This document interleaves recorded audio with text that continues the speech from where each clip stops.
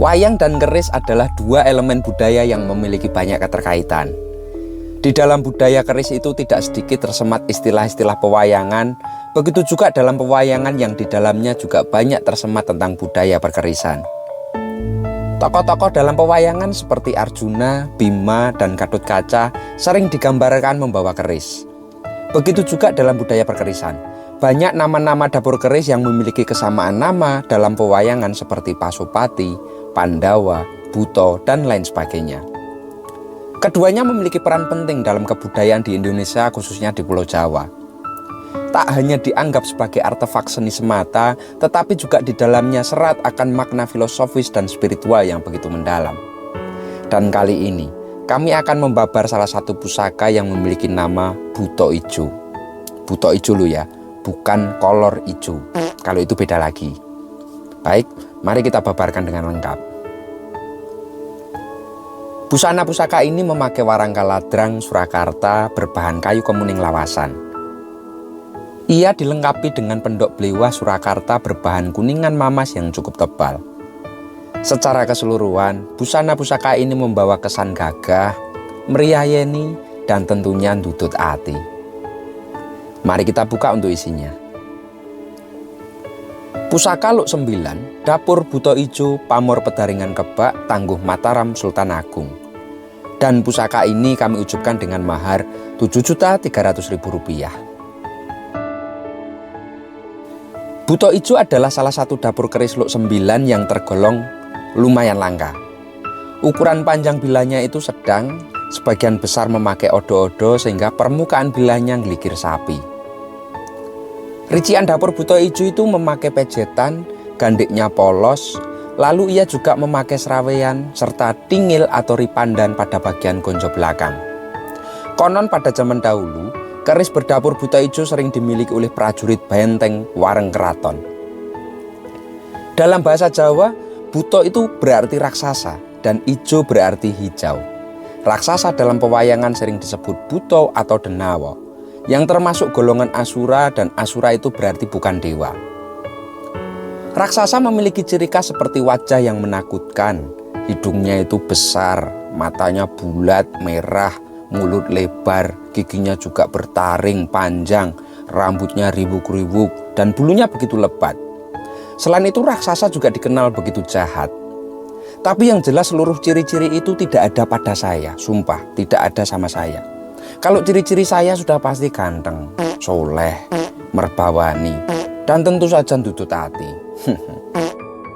Buto Ijo muncul dalam pewayangan dan cerita rakyat, seperti dicatat dalam serat-serat zaman era Mataram dahulu.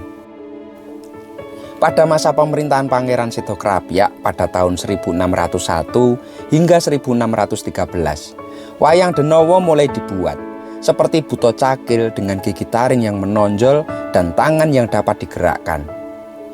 Sultan Agung Anyokrokusumo juga menciptakan Buto Rambut Geni. Sedangkan Amangkurat I menciptakan Buto Ijo. Bentuk keris Buto Ijo yang sederhana melambangkan kesederhanaan yang begitu luhur. Sedangkan Buto Ijo sendiri adalah makhluk gaib kasta rendah yang melambangkan rakyat kecil. Dan ijo atau hijau melambangkan profesi masyarakat yang zaman dahulu didominasi oleh para petani. Luk 9 memiliki filosofi tentang kepemimpinan, tentang kesempurnaan dan keberagaman.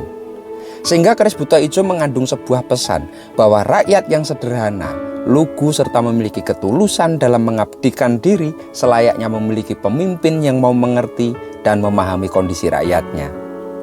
Karena jika tidak, maka rakyat yang didominasi oleh para petani akan mampu menjadi sebuah kekuatan besar yang mengerikan seperti Buto Ijo yang akan melawan pemimpin yang tidak memperdulikan nasib rakyat atau yang dipimpin. Keris Buto Ijo itu bisa menjadi pesan bagi para pemimpin agar tidak mengabaikan rakyatnya.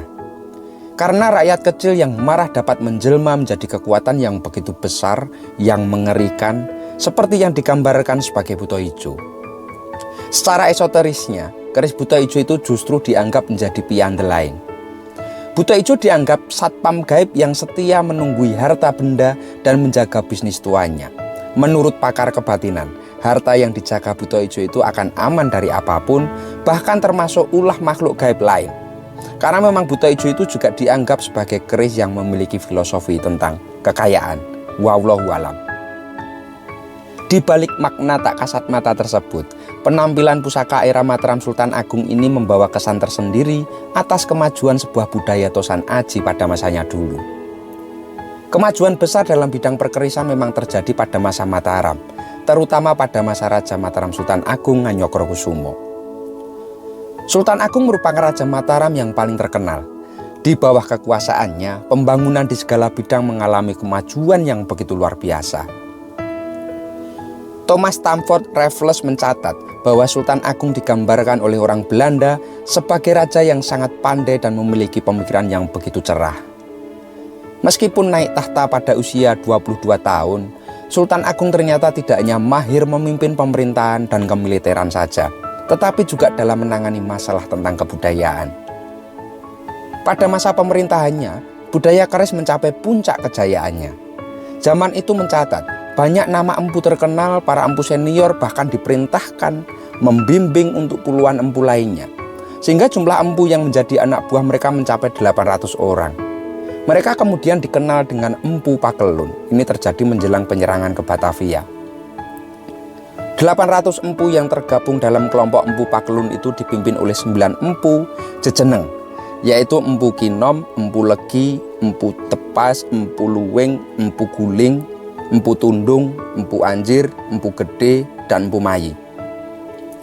Dalam buku Ensiklopedia Keris, karya Bapak Bambang Hansrinuksmo pada tahun 2004, itu juga menjelaskan bahwa keris tangguh Mataram Sultan Agung memiliki pasikutan yang demes, serasi, dan sangat menyenangkan, bahkan tampan.